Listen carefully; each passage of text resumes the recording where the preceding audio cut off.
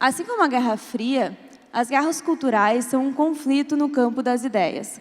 Mobilizam a sociedade, pautam os debates e cada lado almeja a vitória, com o silêncio do outro.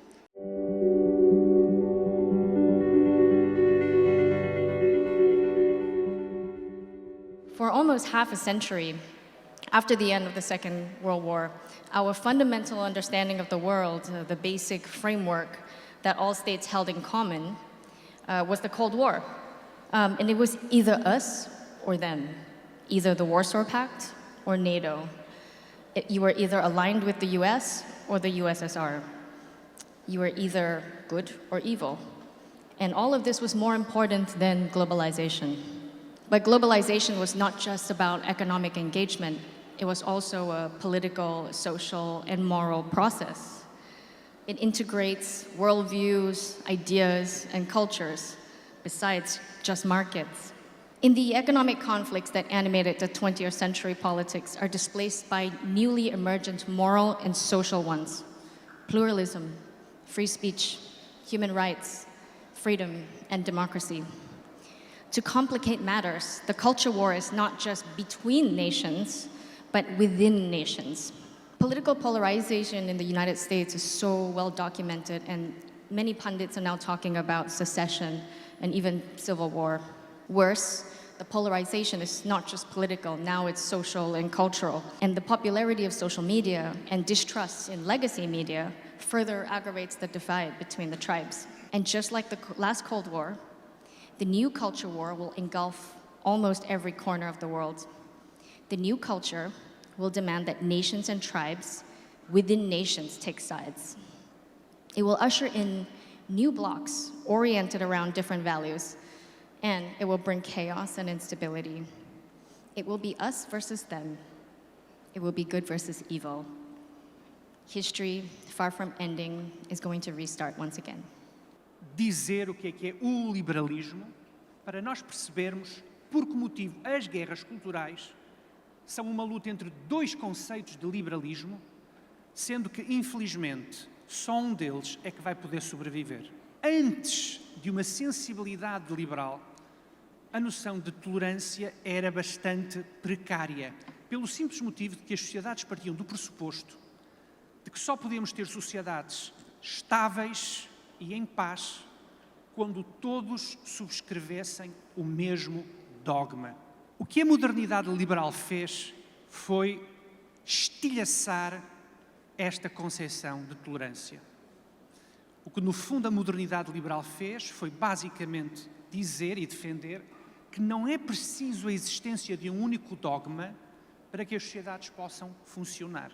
Mas o problema é que um conceito estritamente negativo de liberdade, esta ideia de que eu posso atuar sem ser coagido por terceiros e, portanto, eu sou tão mais livre quanto maior for essa esfera onde eu posso funcionar sem ser coagido, vai sofrer uma alteração em finais do século XIX e, basicamente, o que o novo liberalismo vai fazer é que não basta garantir um espaço onde eu posso agir ou até não agir sem ser coagido por terceiros. É preciso mais do que isso. É preciso dar às pessoas instrumentos para que elas possam ser menos doentes, menos analfabetas, menos pobres. Porque a ideia do novo liberalismo é de que é que serve a liberdade se as pessoas não podem exercer essa liberdade do ponto de vista económico ou do ponto de vista do acesso à saúde, do acesso à educação. Ora, o que aconteceu no século XX foi que o liberalismo moderno, ao ir conquistando a ignorância, ao ir conquistando a doença, ao ir conquistando tudo aquilo que, de certa forma, oprimia os homens, começou a desenvolver uma espécie de microguerra, uma espécie de aquilo que Freud designava como o narcisismo das pequenas diferenças, em que, na verdade, tudo pode ser objeto, tudo pode ser um argumento que põe em causa a liberdade e a dignidade pessoais. Aquilo que sustentou as sociedades livres foi o conceito de tolerância, não foi o conceito de respeito. É a ideia de que eu tolero aquilo com que não concordo, não porque eu sou uma boa pessoa, um humanista, mas porque eu entendo que é melhor viver numa sociedade onde, apesar de tudo, as pessoas se toleram mutuamente. Ora, o que acontece com as guerras culturais é que se apagou a palavra tolerância e se substituiu essa palavra por respeito. Eu não tenho apenas que tolerar, eu tenho que respeitar as opiniões que são diferentes das minhas. E isto, evidentemente, é uma enorme violência, sobretudo para a autonomia moral dos indivíduos. Eu não tenho que respeitar coisa nenhuma pelo simples motivo de que aquilo que uma sociedade civilizada exige de mim é que eu seja capaz de tolerar concepções diferentes da minha. Are the culture wars the new Cold War? I have three answers: no, no, and yes. First way in which it is a no. As Ms. Chen was pointing out, it is much more complicated now. Cold War, it was clear the world was divided into two well thought out, well structured, well strategized ideologies that were in both intellectual culture and military conflict with each other. So the first point is culture wars right now are a global phenomenon, and we have a lot more work as individuals to wrap our minds around just what the landscape is. So it's a lot harder. Second, the answer is no. It's not a Cold War. It was very clear during the Cold War, it was us versus them, and we knew who stood for what. It enabled us to realize what was important, what was secondary, and we were united, by and large, in the liberal democratic West against this dangerous enemy. What we are facing now is a large number of Western intellectuals trained in Western institutions and Western ideas, who are now, of course, global, but they are inside the West and inside the key institutions. It did start inside the academy, and the culture wars are an extension of academic battles that have been fought over the last 2 centuries. So I'm going to give you some academics. This is the yes answer. It is the same battle.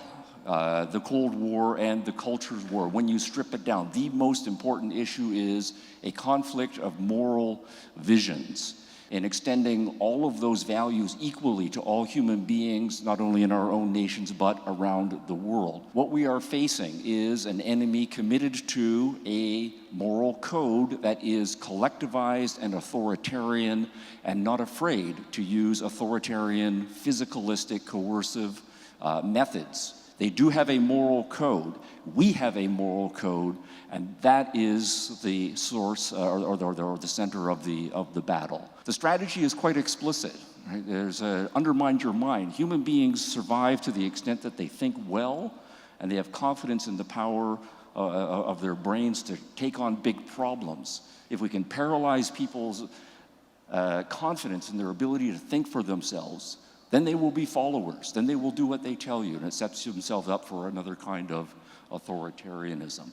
What we need to do, each of us as individuals, is spend some time on our own individual mountaintops, right, wherever those are, and think seriously about what really matters to us. Identify our core moral principles, our core moral values. Make sure we know what we stand for so that we can stand proud against the people who want to undermine our confidence in our own abilities. This is a man during some rallies by the Nazis back in the 1930s, but it's against the pressure of everybody surrounding him who are his peers.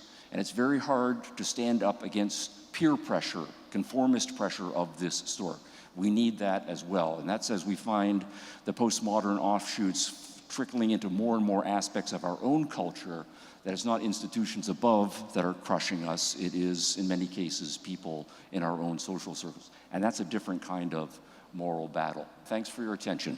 As guerras frias irão dar o tom do debate das sociedades a partir de agora? Como lidar com as divergências para que isso não impeça a evolução da cultura? Em primeiro lugar, relembrando por que motivo a liberdade de expressão é importante. Porque normalmente, quando as pessoas falam sobre a liberdade de expressão, entra-se numa espécie de círculo fechado. Só é possível nós encontrarmos a verdade, ou pelo menos uma aproximação à verdade, quando o espaço permite que se confrontem diferentes concepções do bem.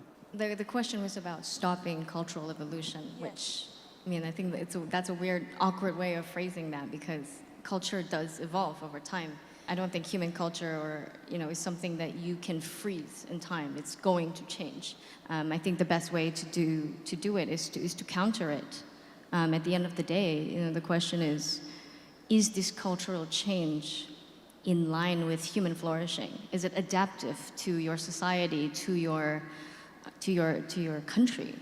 Durante os debates de hoje, vários participantes se mostram preocupados com o discurso de nós versus eles. Que caminhos vocês apontam para reduzir essa polarização e criar um ambiente em que debates produtivos sejam possíveis? A very big problem now is that people no longer just disagree on politics. It's not just your belief in the tax rate is wrong. Now people assume that you are evil. And so your political opinions are reduced to a moral dimension. And this is one of the reasons why political discourse is so toxic. We have to change this mindset, this idea that it's great to disagree. We can get on the same stage. I can be a political, economic conservative. I believe in, I don't like universal health care, and the other side likes universal health care. And we have to be able to talk about this and not assume that the other side just wants to be evil. Pro-evidence, pro-reason, pro-logic is the only thing that ultimately will solve our current culture wars.